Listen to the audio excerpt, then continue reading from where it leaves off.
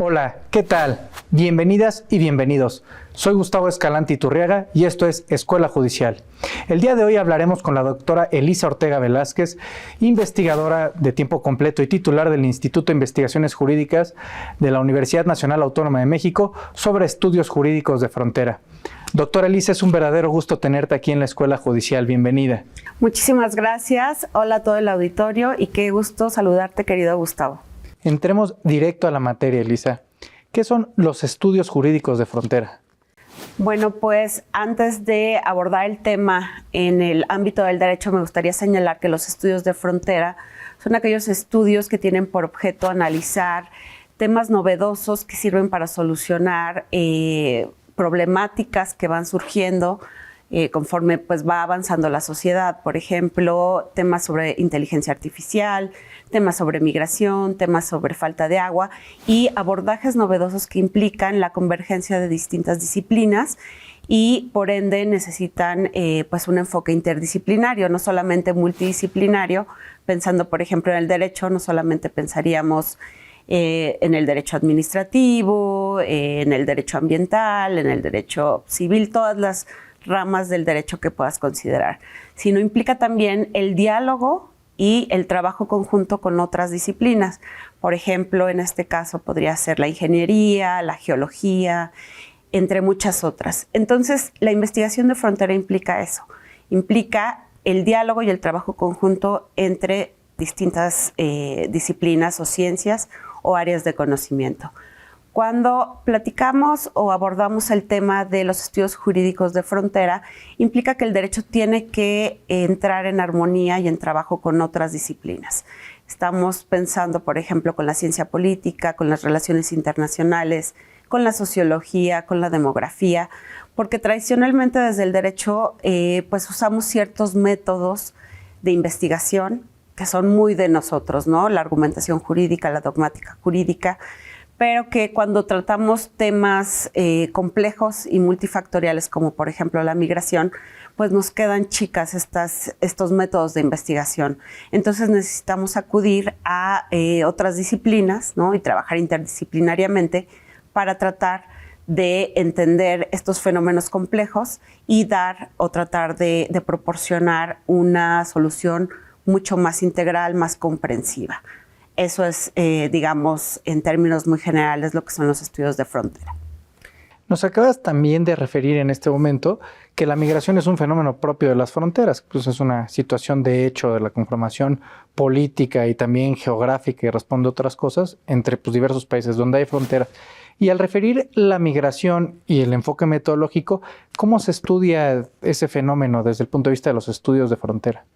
Bueno, pues yo como soy jurista, digamos, abordar los estudios migratorios no solamente implica estudiar las normas, ¿no? Que en este caso podrían regular quizás a las poblaciones en condiciones de movilidad.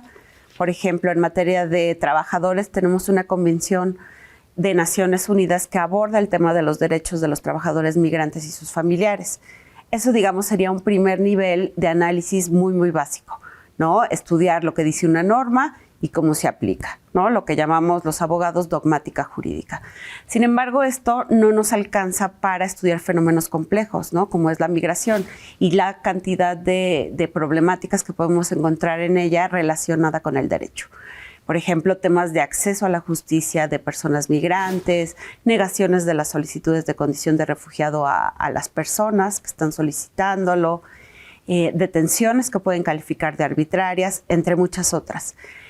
Desde una visión quizás simple, podríamos decir, bueno, esto dice la norma y esto no se cumple o no se actualiza el supuesto, el famoso si A debe ser B.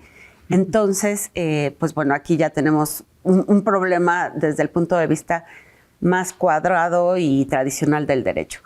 Sin embargo, esto no alcanza, ¿no? Para entender por qué se aplica de manera excepcional, por ejemplo, el derecho a ciertas poblaciones. El caso de la detención migratoria es muy interesante. La detención administrativa está regulada en la Constitución e implica un máximo de 36 horas, ¿no? Para las personas que son privadas de libertad de manera administrativa. La migración irregular es una infracción administrativa, ergo tendría que ser aplicada esta norma constitucional a las personas migrantes que no pueden comprobar pues su estancia regular en el país. Sin embargo, tenemos un régimen que opera de manera excepcional para estas personas. Tenemos en una ley de migración general, que es la que regula el tema migratorio en nuestro país, que la detención puede ir de 15 días hasta 60 días y además este periodo se puede expandir o ampliar de manera indefinida si se interpone un recurso judicial como es el juicio de amparo.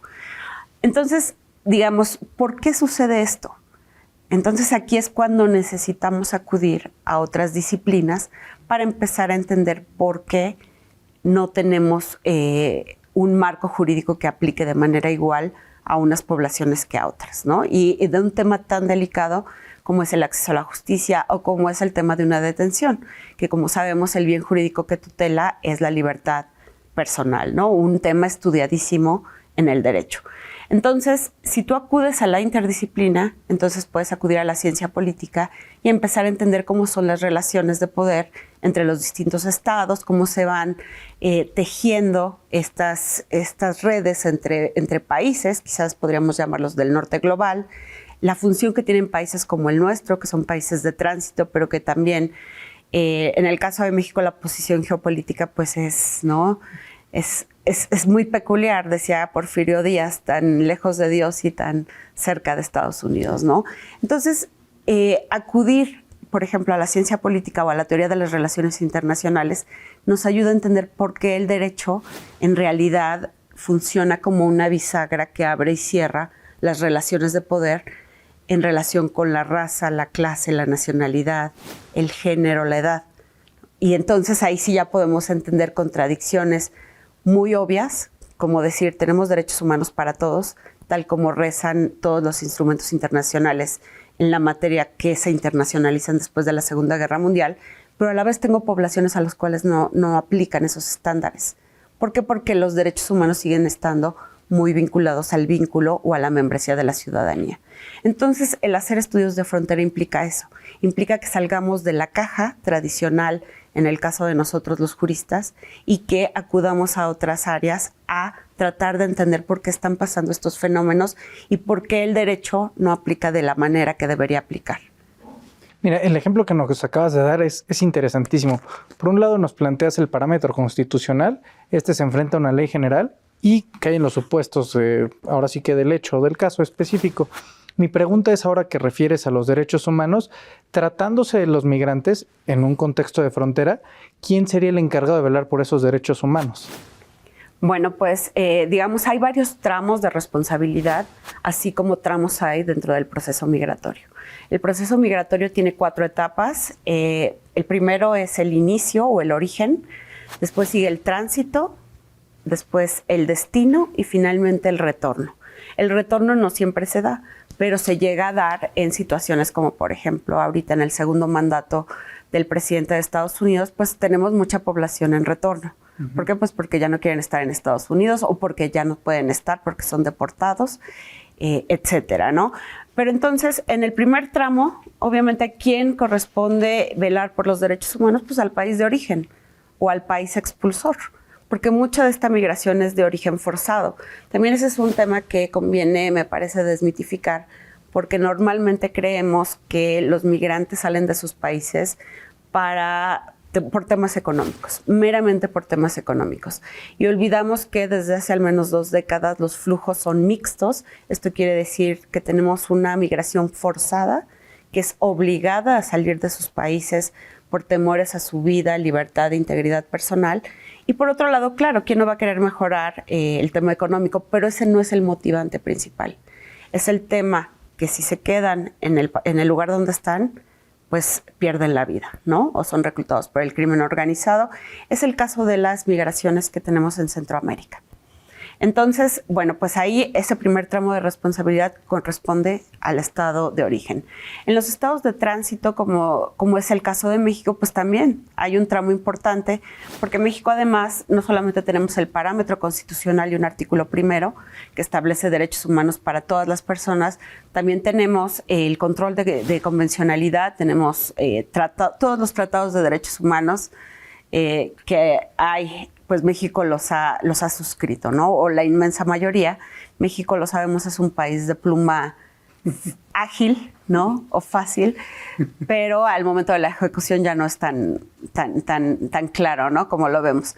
Entonces, pues obviamente a México le correspondería cumplir con esas obligaciones jurídicas vinculantes de orden internacional, como las que establecen los pactos de Nueva York, la Convención sobre el Estatuto de los Refugiados, la Convención sobre Trabajadores Migrantes de la ONU, la Convención sobre los Derechos del Niño, porque hay que recordar que tenemos también una población migrante de 0 a 18 años importante, ¿no? Desde 2018, con el tema de las caravanas migrantes, hemos visto que las migraciones no son las típicas que pensábamos antes, donde la mayoría que migraban eran hombres mayores de edad. Ahora la composición está, digamos, formada también en buena medida por muchas mujeres y muchos niñas, niños y adolescentes, ¿no? Además de grupos en grandes condiciones de vulnerabilidad como la población LGBT, que está huyendo de sus países de origen por persecución, ¿no? Entonces, bueno, pues aquí nosotros tenemos nuestro tramo de responsabilidad y uno de los más importantes es darles acceso al procedimiento que puede determinar o aceptar su condición como refugiados en este país, que es, digamos, la única categoría de la migración forzada que provee un estatuto jurídico con derechos, ¿no? El de refugiados. Y luego, pues ya seguiría a quienes decían seguir su destino, pues el de los países de destino, ¿no? O las sociedades de acogida o de recepción. Muchos van a Estados Unidos, estamos poniendo obviamente estos ejemplos en nuestras latitudes, pues pensamos naturalmente en Estados Unidos, ¿no? Como el país de destino, pues ahí también hay otro tramo de responsabilidad, obviamente, para las personas que llegan, darles acceso a que pidan asilo, integrarlos socialmente, ¿no? Pues en este caso en la sociedad estadounidense, entre muchas otras. Y luego ya viene el retorno para quienes deciden. Eso implica, por ejemplo, en el caso de México, revalidar estudios, ¿no? Revalidar certificados que traigan los niños y las niñas para que se puedan incorporar de nuevo a las escuelas aquí, darles acceso a sistemas de salud, facilidades para la vivienda, entre muchas otras. Esos son, digamos, los tramos de responsabilidad en materia de derechos humanos que tenemos. Es decir, que esa obligatoriedad de aplicar los derechos humanos a los migrantes son del país de origen, del país de tránsito y, en su caso, el país destino, ¿no? Cuando llegan. ¿Eso sería correcto? Correcto, y de retorno si es que retornan. Si llegan a retornar. Sobre la cuestión, ahorita que nos está refiriendo también de los diferentes estadios, señalabas 3 condiciones: la de migrante normal, la de refugiado y la de niños y niñas adolescentes. ¿Cuál sería la distinción en el parámetro de derechos humanos dependiendo de estas condiciones? Bueno, pues primero señalar que como el tema de la migración es, digamos, abordado desde distintas disciplinas, y debo decir que desde el derecho, pues es la disciplina que más ha tardado en el abordaje de las migraciones, ¿no? Dentro de las ciencias sociales. Hemos visto que normalmente la economía, la sociología, la demografía, todas las ciencias sociales le han entrado al estudio de las migraciones y el derecho ha sido de los rezagados, ¿no? A pesar de la gran relevancia que tiene el estudio jurídico de las migraciones. Entonces, dentro de las migraciones podemos distinguir las que son voluntarias y las que son forzadas. En las voluntarias tenemos, por ejemplo, cuando alguien se va a estudiar, tiene el dinero para hacerlo, o incluso vas de visita, ¿no? Viajes de turismo, etcétera.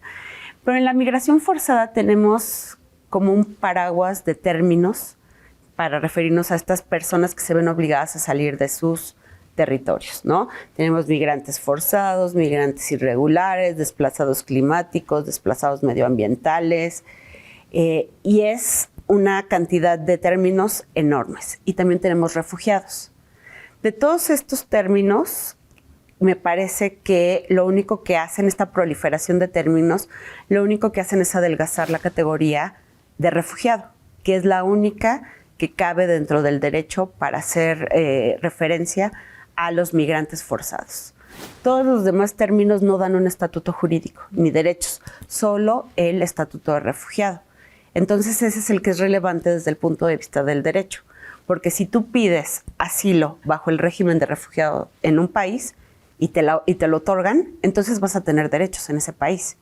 Si a ti te llaman migrante irregular, migrante forzado, desplazado medioambiental, etcétera, tú no vas a tener ningún estatuto jurídico de protección, ¿no? Entonces, yo creo que más bien la apuesta en materia de derechos humanos sería intentar no adelgazar el Estatuto de los Refugiados y más bien tratar de englobar todos estos términos que han proliferado desde los años 80, desde la sociología y la ciencia política, en el que sí es jurídico y que es el de refugiados.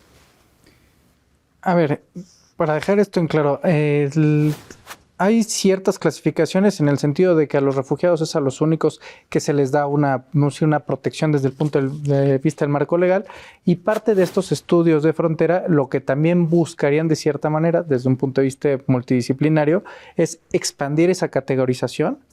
Exactamente, ¿no? Desde los estudios de frontera lo que veríamos es que esta proliferación de términos nos adelgaza la categoría jurídica.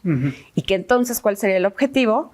Reforzar o ampliar el concepto de refugiado que viene en la Convención sobre el Estatuto de los Refugiados del año 1951 y que, si bien fue ampliada al menos en el continente americano a través de la Declaración de Cartagena de los años 80, pues sigue sin alcanzarnos.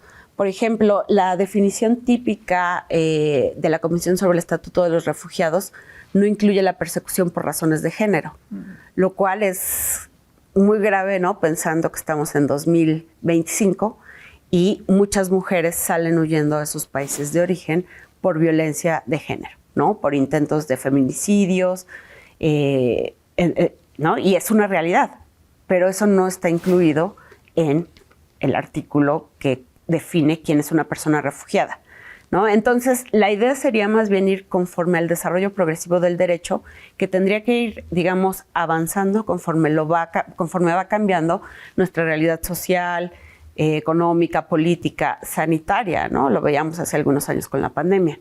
Entonces, eso es, digamos, la idea de los estudios de frontera, analizar todo el contexto a modo de que el derecho sea funcional, en este caso, y nos sirva realmente para tener sociedades mejor ordenadas, mejor reguladas y donde todas las personas podamos tener derechos humanos sin importar nuestra nacionalidad, nuestro género, nuestra religión, nuestra identidad sexual, preferencia de género, etcétera. Y en este caso, ya que se han identificado, causas, pero sobre todo problemas, ¿cuáles han sido los grandes logros o en este caso los descubrimientos que han permitido estos estudios? Bueno, pues quizás en el caso del derecho, yo lo puedo decir desde mis investigaciones, lo que me he podido percatar es que el otorgamiento del asilo en México, bajo el Estatuto de los Refugiados, desafortunadamente ha estado mediado por temas raciales y de clase. Normalmente hubiéramos pensado que México, por ser un país mestizo, de raza mestiza, pues estamos vacunados contra el racismo. Eso es lo que pensaríamos naturalmente, ¿no?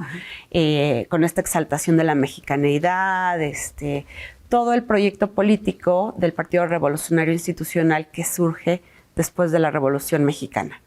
Sin embargo, si uno analiza de manera concienzuda cuál ha sido la política migratoria y de asilo en México después de que empieza el partido hegemónico a gobernar el país, pues vamos a darnos cuenta que ha habido un sesgo racial y de clase muy importante, ¿no? Sí acogimos a los españoles que venían huyendo de Francisco Franco, ¿no? Y que además pues trajeron muchísima riqueza cultural, intelectual a nuestro país, ¿no?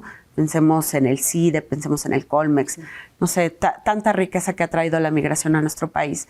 Pero luego podemos pensar en otro tipo de migraciones, como las de Centroamérica, ¿no? Entre finales de los años 70, principios de los 80, y entonces aquí tenemos una migración que no gusta, ¿no? Al poder político que en ese momento estaba en el país.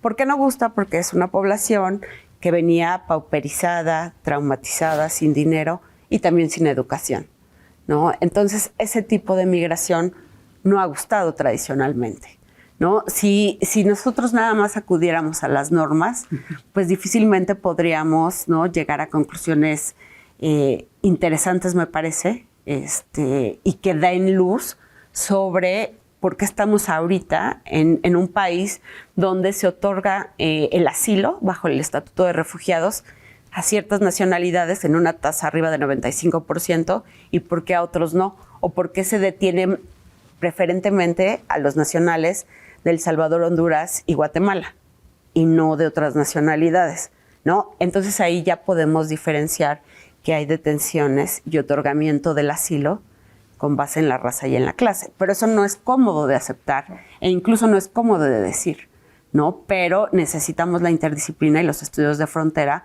para poder hacerlo. Es que al final, si uno identifica esto, pues ve que hay grupos que antes no se vislumbraba, que estaban pues, en una situación distinta y gracias a esos estudios, pues permitimos identificarlos, ¿no? Así es. Así es. Y ahora, hablando desde el punto de vista institucional, ¿qué tendrían que hacer estos países en los que hay movilizaciones forzadas para ahora sí que pues, proteger ese marco jurídico con base en estas distinciones que pues muchas veces pasan desapercibidas? Pues yo creo que lo primero tendría que, por un lado, aceptar el racismo y la discriminación que permea durísimo nuestras sociedades, ¿no? En el caso de México es muy obvio, pero de nuevo nos cuesta hablarlo, nos cuesta visibilizarlo. Y nos cuesta aceptarlo, por supuesto. Pero yo creo que partiendo de lo que rezan los derechos humanos, de la piedra angular, que es el principio de igualdad y no discriminación, tendría que haber una política coherente, ¿no? Para que las personas que llegan aquí sean atendidas de acuerdo con los estándares internacionales en la materia. Es decir, eso no implica que les des asilo a todos, ni que hay que darles vivienda, trabajo, absolutamente no. Implica que los trates conforme a lo que dictan los derechos humanos, que si vienen con necesidades de protección internacional, les des acceso al procedimiento para que pidan asilo en México, que si vienen por temas humanitarios, que les des una visa por razones humanitarias sin dilación para que puedan conseguir trabajo mientras regularizan su situación jurídica, ¿no? Implicaría en el caso de México, por supuesto, fortalecer el sistema de asilo. Porque lo que hemos visto, al menos en los últimos 6, 7 años, ha sido un debilitamiento del organismo que se dedica a ver todos los temas de asilo en este país, que es la Comisión Mexicana de Ayuda al Refugiado.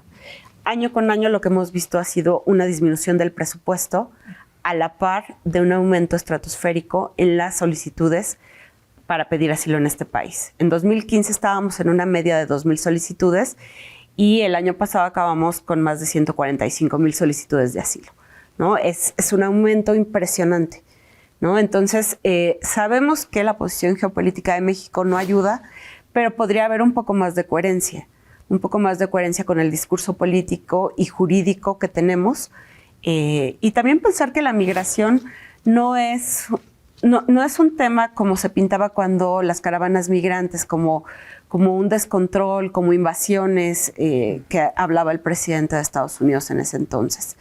En México, que somos un país de más de 130 millones de personas, solo el 1% de la población es extranjero. Y de ese 1%, la mitad son mexicoamericanos. Es decir, son hijos de mexicanos que nacieron en Estados Unidos y que por ende tienen la doble nacionalidad. Entonces tendemos a magnificar algo que vemos como problema, pero por tintes políticos y que vienen obviamente muy aparejados con la política migratoria que viene de Estados Unidos y que, a querer o no, y esto es independientemente del partido político que esté en México, pues siempre tiene que haber una alineación, ¿no? Así es y así ha sido, al menos en los últimos 30 años. No importa si el partido político al poder es rojo, azul o vino. En realidad eso es indistinto, porque tiene que haber una alineación, pero puede ser, yo creo que menos violenta y más humanitaria. Una cuestión de conciencia institucional. Así es. Bueno, querida doctora Elisa, la verdad es que agradecemos muchísimo tus importantes reflexiones en un tema tan relevante que muchas veces parecería que pasa desapercibido, pero la verdad es que no es cosa menor. De verdad, muchísimas gracias por tus reflexiones. Encantada de estar en la Escuela Judicial y haber platicado contigo, estimado Gustavo. Muchas gracias. Y a ustedes también les damos las gracias. Soy Gustavo Escalante Iturriaga. Esto fue Escuela Judicial y los invitamos a conocer la oferta académica en la página web de la Escuela Federal de Formación Judicial. Hasta la próxima.